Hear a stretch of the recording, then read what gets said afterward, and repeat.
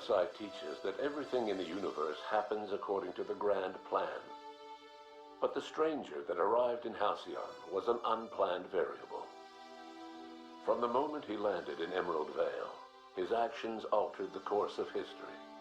The events on Tartarus brought about the end of the board's authority. But the board's mistakes would haunt the colony for decades to come. The damage they left behind would require the work of a generation to repair. Dr. Phineas Wells began reviving a handful of the Hope's colonists, engineers, scientists, technicians, and intellectuals. They were among the brightest minds the Earth had ever sent out into the stars. The Hope scientists and engineers woke up in a colony descending headlong into total collapse. With no way to return to Earth, they had no choice but to band together and devote themselves to the cause of saving Halcyon. The people of Halcyon were nothing if not hardy. In the absence of the board's authority, many of the colony's settlements banded together with a single purpose in mind: survival. Life was especially hard in the years to come. Some towns dissolved by attrition and starvation, but most of them found a way to carry on. In the years to come, Halcyon was forced to reckon with its newfound freedom. The board was gone, and for better or worse, the colony was responsible for its own destiny. Sanjar's civil liberties and worker-centric policies were slow to catch on with the other corporations. But as Halcyon began its long, arduous journey toward recovery, many of Terra 2's smaller townships started adopting MSI's alternative corporate structure, and eventually became entirely self-sufficient. In the coming years, many of these townships managed to eke by, where otherwise they might have starved. Adelaide McDevitt replaced Reed Thompson as the leader of Edgewater. She and her followers transformed Edgewater in their image.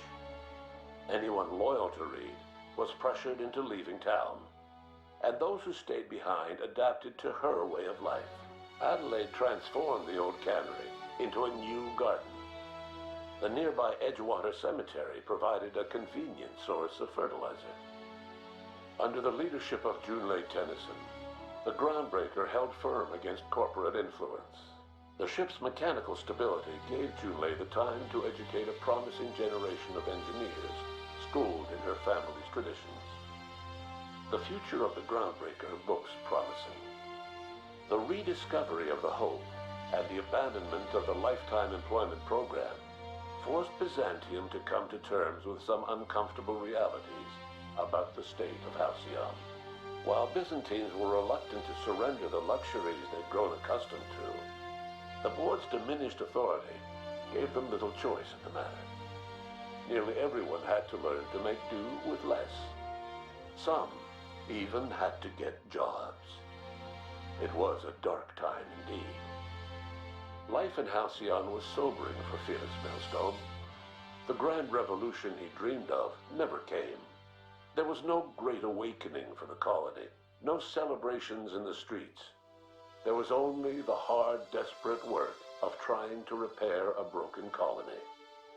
Felix never had a head for numbers, but if there was labor to be done, he was there to help. Eventually, Felix realized that the work of a revolution was done with two hands. Though Parvati eventually grew comfortable aboard the Unreliable, she never quite came out of her shell. She seemed to prefer the company of Ada to the crew, and she could often be found neck-deep in cables and grease, telling Ada funny stories from her childhood. While the colony fell into chaos, she found an island of relative peace with Ada, and they formed an unusual bond. She decided to remain aboard the Unreliable permanently as its chief and sole engineer.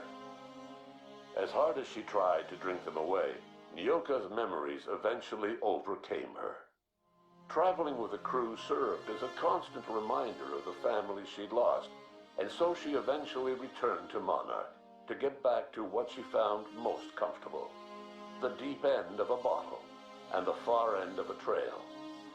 Few have seen her since, but travelers often swear they hear her and her machine gun in the night, screaming swears and spitting bullets. The SAM unit that accompanied you spread awareness of the product line's superior sanitation and maintenance capabilities across what was left of the colony.